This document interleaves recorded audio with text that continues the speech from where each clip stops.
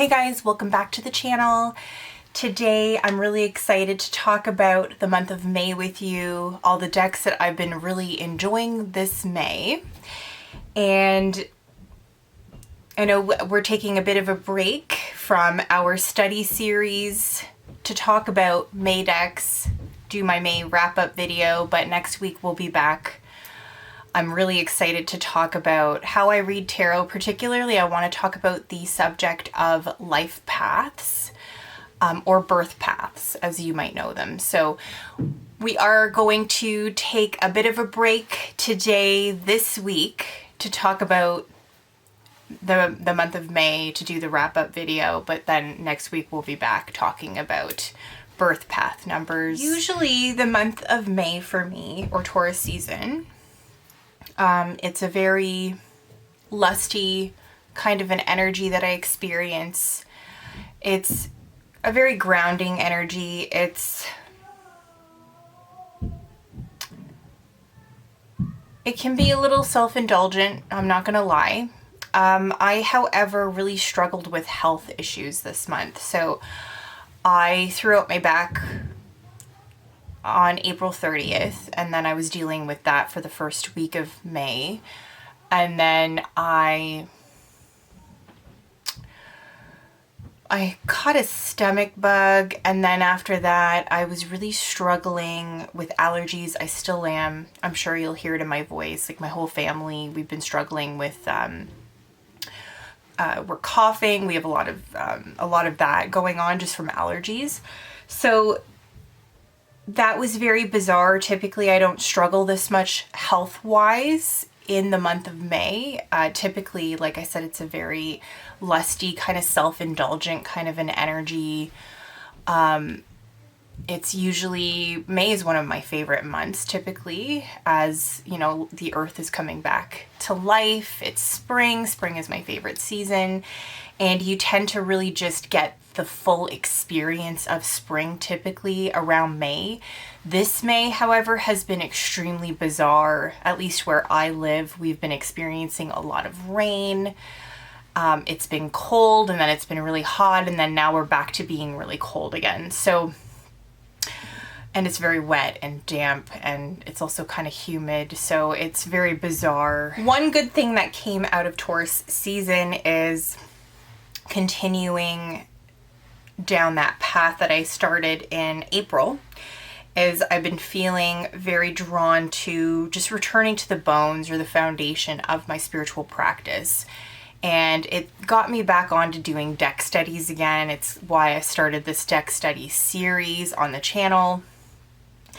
And I've just been really enjoying that again. I've realized that that's actually one of the most fulfilling. It's one of the most fulfilling aspects of my spiritual practice. I realized I really do like to, I really enjoy studying my decks. On top of just really getting back into studying my decks, I've also reread, or I've been rereading, I should say, the Archetypal Tarot. So I purchased this quite some time ago. I've already read it. I'm now currently rereading it. So this is the Archetypal Tarot, What Your Birth Card Reveals About Your Personality, Path, and Potential. So I've been really enjoying reading this book again, and this is about birth paths, but it's particularly calculating your birth path by adding your month, day, and year of birth together until you reach a single digit. So I do have to be clear with you guys. I don't particularly read birth paths this way, and we'll go into that when I actually break down birth paths and the way that I work with them, or I should say the way it's been revealed to me by working with my guides. We'll break that down when we get to that video. But I have been really enjoying working with this book again, reading it, and I've just been enjoying this book. I haven't really read any other books in my collection apart from this one throughout the month of May, but I have been really enjoying that book. And again, just really focusing on birth paths and working with birth paths. And of course, we'll go more into that when I get to that video. Another thing that I realized, it really came to full full circle, I had like a full circle moment this month, was I realized that I've been working out consistently 3 days a week. It's been about a year, I think, and 4 months that I've been really consistent with exercising 3 days a week. Apart from the weeks that I was really, really sick, I would take like a week off for that, but it was pretty rare. For the most part, I was working out pretty consistently. But I did have a pretty significant realization with respects to that, to exercise, that I've recently turned 35. Back in March, I turned 35. So I realized that it wasn't really realistic for me to exercise with full intensity every single time. I realized that somewhere, I guess, over the time that I had been working out, that year and 4 months approximately, my attitude towards exercise had shifted. Previously, especially when I was younger, throughout my early 20s, if I viewed exercise as it had to be intense, like if I wasn't drenched in sweat or sore by the end of the workout, I wouldn't consider that workout to be a good workout, in my opinion. So somewhere along the line, I realized that that wasn't really it wasn't realistic for me anymore. You know, I'm 35 years old. I work full time. I have a family. So it's not realistic for me to have a super intense workout every single time I work out. In fact, to be honest with you, most of my workouts aren't that intense. I was running up until a couple of months ago. I started circuit training again, lifting weights predominantly, but really exercise has become just about moving my body. And I found this attitude change, this mentality towards exercise to be incredibly healing for me.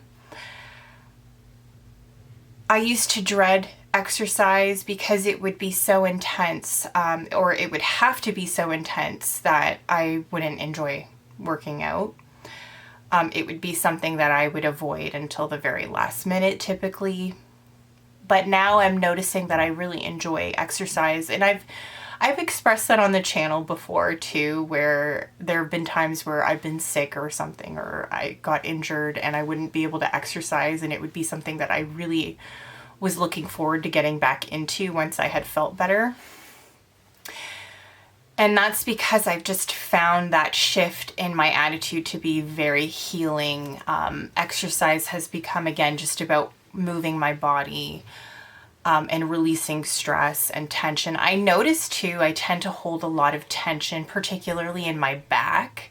So it's just a way for me to move my body and just release stress from my day. And that was just such a profound, it's been very helpful to think this way about exercise. And I'm sharing this with you in the hopes that I can inspire some of you that might also struggle with the same thing. It's just been incredibly healing and helpful to think about exercise as just moving my body, releasing stress and tension. It's not about how sweaty I get anymore, or how sore I feel the next day, or even, you know, right after my workout anymore. That's been just the most helpful part about exercise. Weather-wise, you'll see a lot of earth-focused decks, and then the past 2 weeks it's been raining a lot. It's been kind of cold, chilly, wet. So you'll see that also being reflected in the tarot and oracle choices. So let's get into the tarot and oracle. And then I want to do something different this month. I think I'm going to pull some cards for everybody collectively, and we'll get sort of a month of June outlook as well. I'll do that at the end of this video. So let's get into the decks without any more rambling, hopefully. So the Bones of the Bonestone and Earthflesh Tarot. So this is the sketchbook edition. You can find this on Make Plain Cards. So I recently did a video where I included this deck. I think that this deck is so wonderful. It's such a beautiful inspiring deck. It has that earthy rawness kind of energy to it that I absolutely love around this time of the year. I don't want to talk too much about the deck as I have shared quite a lot on the channel about it recently. I did do a study video, part of my study series about this deck, so I'll link that in the description box below if you guys are interested and you want to learn more about how I read with this deck. But all I can really share is that it's a wonderful deck. It's a beautiful deck. I like this edition because of I like the sketchbook. I like I feel like it just kind of gives it more of a raw energy. It's the uncolored version. And I love all the symbolism in this deck. I find that although I haven't seen the colored version in person, I have looked at images online. I feel like the symbols really pop better in the sketchbook edition. That's just my opinion, but I do really enjoy having this deck in my collection. So, and I've been enjoying it throughout the month of May.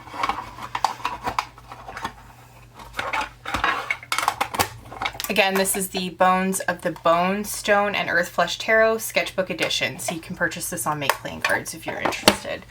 Seed and Sickle. So this is a deck that I struggle with. So I did pull it out to work with throughout the month of May, and I haven't really worked with it that much. I've noticed the lack of the keywords like everybody else that complains about this deck. It really does bother me.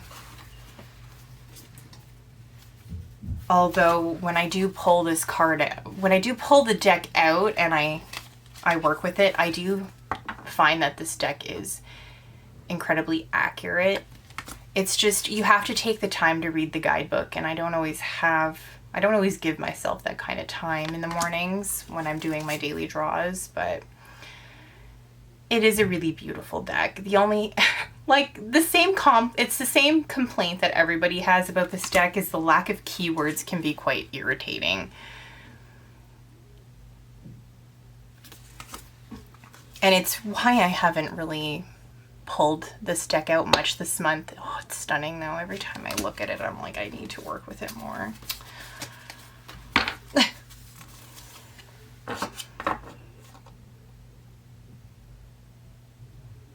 I think I'm going to set this aside to work with for the month of June as well. The imagery is just so beautiful. I don't know. What do you guys think? Like, if you have this deck, do you pull it out? Do you want to work with it even though it doesn't have the keywords?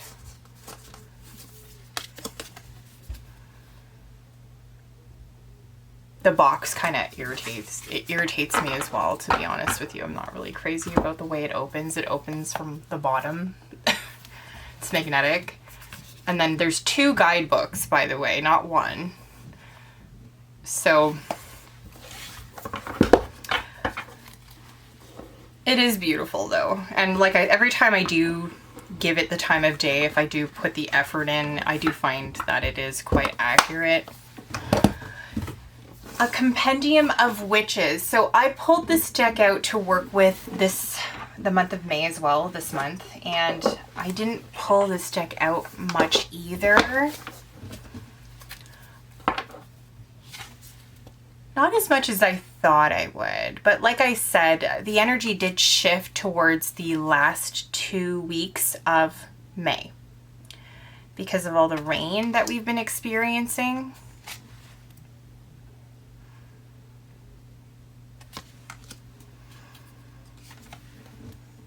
I love this deck. It's an excellent divinatory deck. I've received very clear messages with this deck in a divinatory way.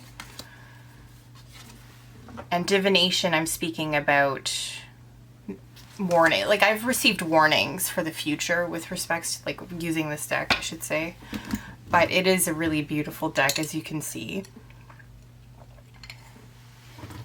It's great for if you're looking to do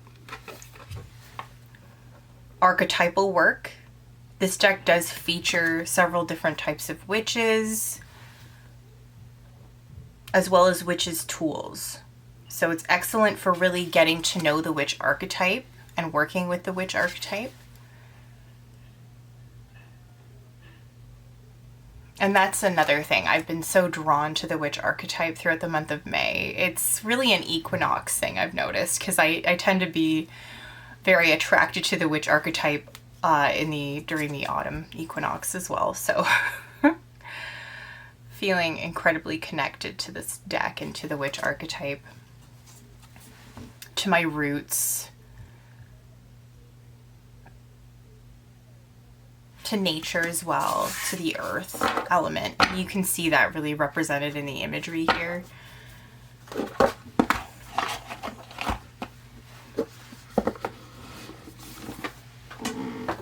So a deck that I've been really enjoying reconnecting with this month, throughout the entire month of May as well, is the Botanical Oracles. This is by Four Strange Women. This is an independently produced deck. You can purchase it on Etsy.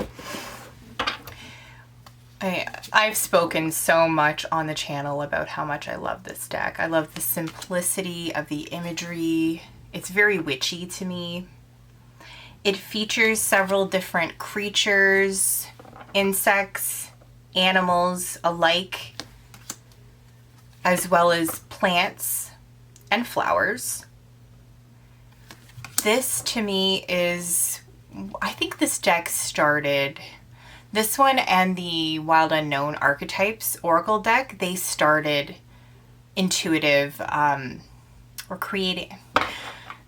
It really, these two decks started deck studies for me. Like this deck, as soon as I had this deck in my hands, I just felt such a need to study this deck intuitively. And I feel the same way about the Wild Unknown Archetypes deck.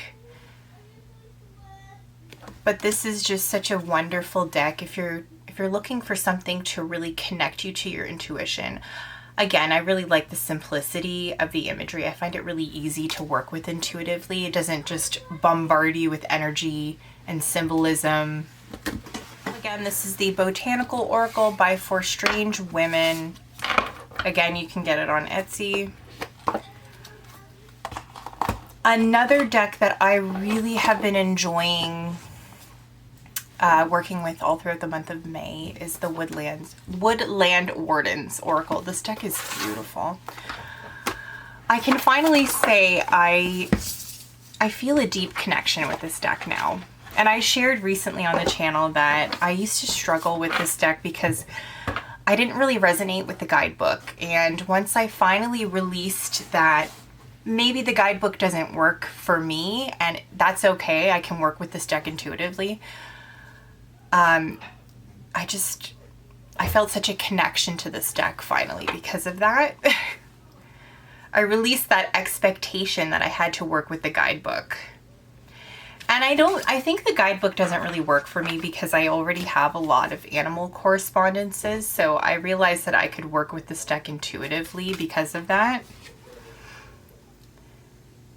And I do find, I find working with plants and animals to be incredibly fulfilling in my spiritual path as well, not just deck studies. And again, in the spirit of Taurus season, Hierophant season, Taurus is the zodiac tarot card, or I should say the trump card for the sign of Taurus is Hierophant, by the way. It's associated with the sign of Taurus, just a side note there. But in the spirit of Taurus season, I have been feeling so connected to the foundation of my practice, and that is the inclusion of working with animals and plants, energetically, spiritually, also in a divinatory way as well. I've been finding that so fulfilling. And I've come to really realize and accept that these are really core components of my spiritual practice.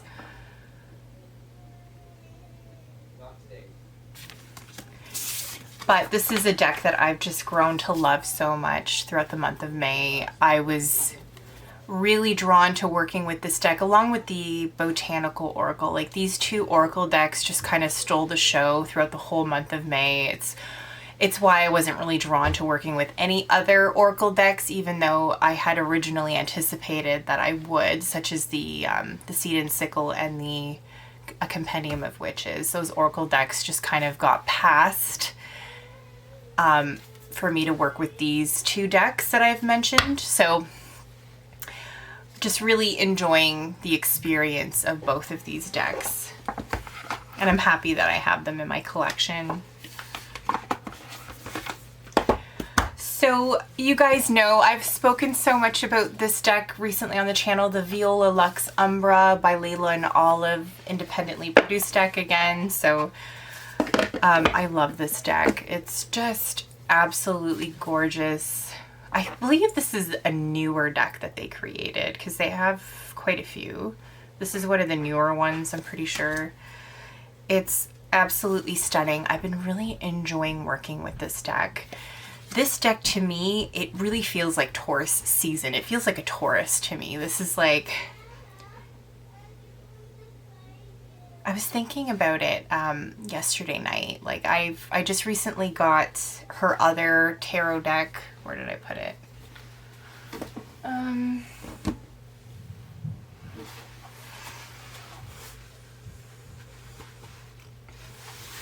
Oh, here it is.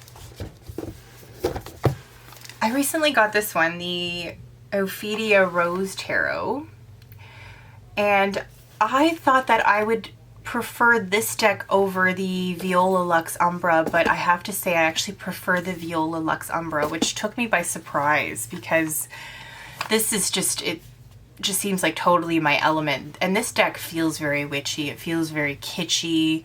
I have a feeling I'm going to love this around the autumn equinox, around Halloween. But this deck to me, I just felt such an immediate connection with this deck. It's like I was thinking about it last night. It just feels, it's one that I want to study. It has that kind of, I want to say it's strict. It has like this energy to it. It's not strict. It's like, it's still very loving. It's a loving deck, but it's very structured. It's very, in its energy, it feels like, it feels like a Taurus to me, honestly.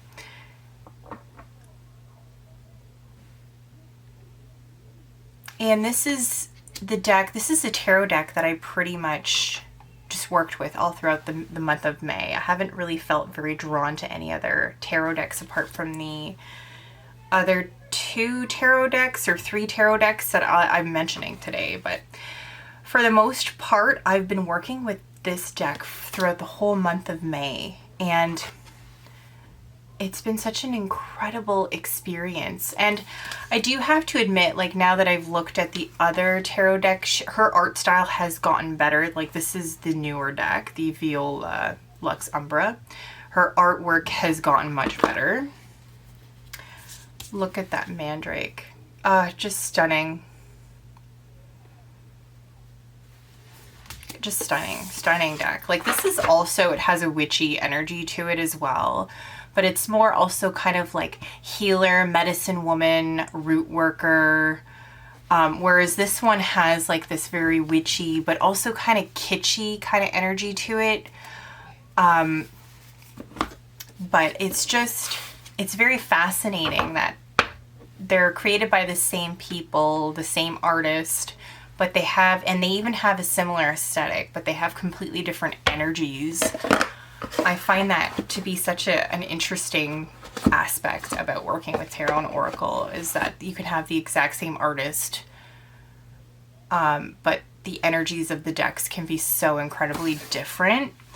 Anyway, moving on to the next deck. I've been also feeling really called to working with some of my water decks because of all the rain that we've been experiencing here in Canada.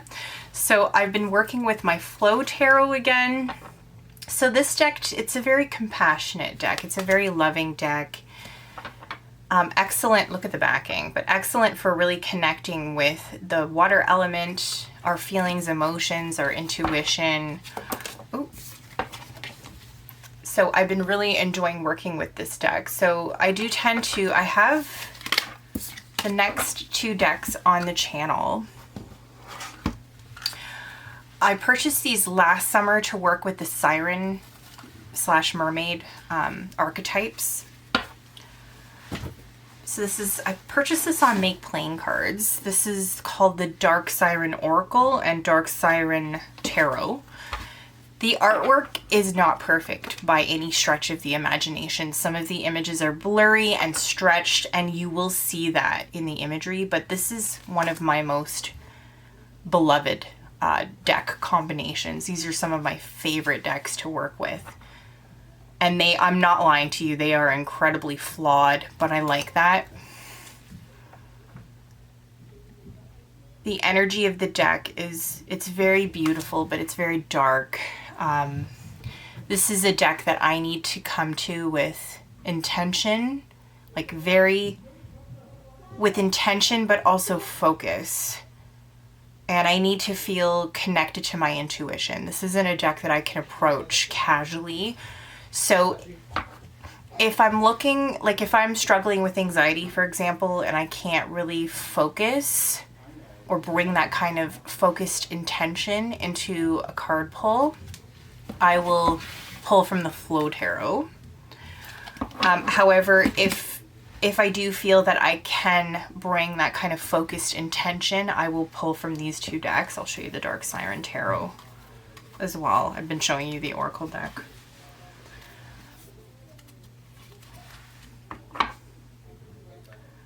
But yes, I will pull from this deck if I do feel that I can bring that intention and that focus.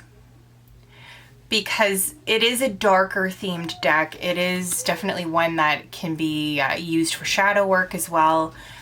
So if I pull one of the more darker aesthetic images or cards in the deck, it can certainly mess up my day. If I'm not if I'm not more focused or grounded, or I can easily channel what the message is about. I do struggle with anxiety, I do have to admit, so this is definitely one of my struggles is I will overthink, like 9 of Swords moment, I will overthink something if I'm not focused on the energy. Okay guys, so that sums up the month of May for me. This was a really interesting month, a lot of different things happening, a lot of unexpected things occurred, as I mentioned earlier in this video. But a lot of really positive things are coming up, so I'm looking forward to the summer. I have some interesting experiences coming down the pipe, I guess you could say. Is that the expression? But I am just focusing on ending the month of May with as much intention, focus, and just really trying to focus on the present moment. I do enjoy the month of May, and I'm hoping that we end the month of May with some nicer, warmer weather. But I really want to pull some cards for the month of June. What we could expect, what themes we can expect for the month of June as well.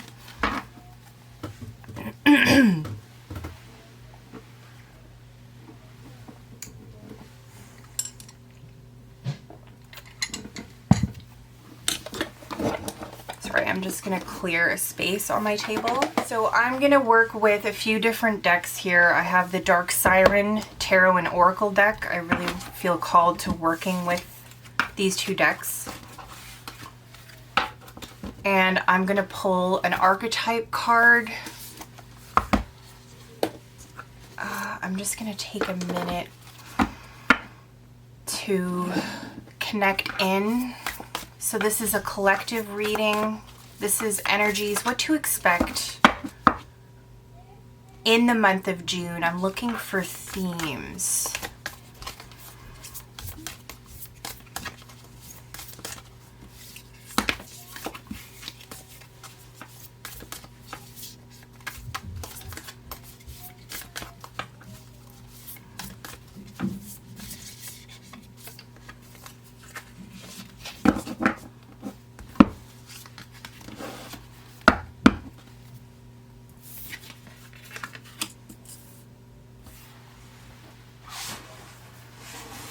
Okay, so I do see that some of us collectively are feeling really called to work in a creative space throughout the month of June.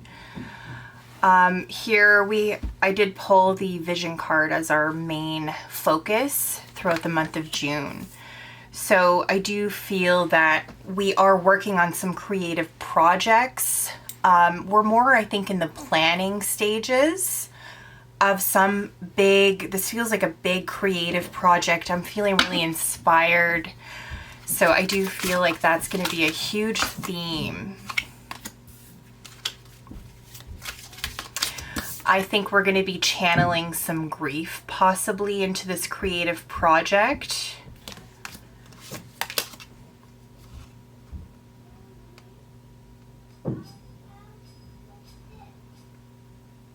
Yeah. I don't know, maybe some of you are experiencing some kind of separation or breakup.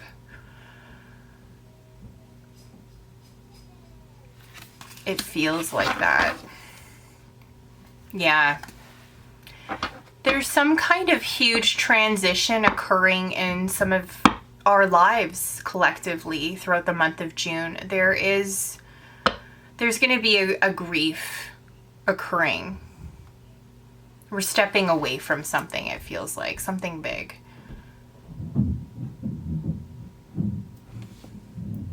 I feel like this is going to be relationships for some of us.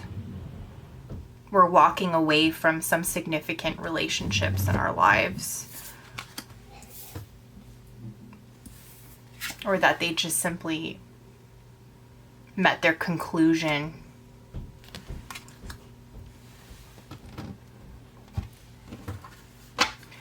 So now I want to pull from the Dark Siren Oracle here.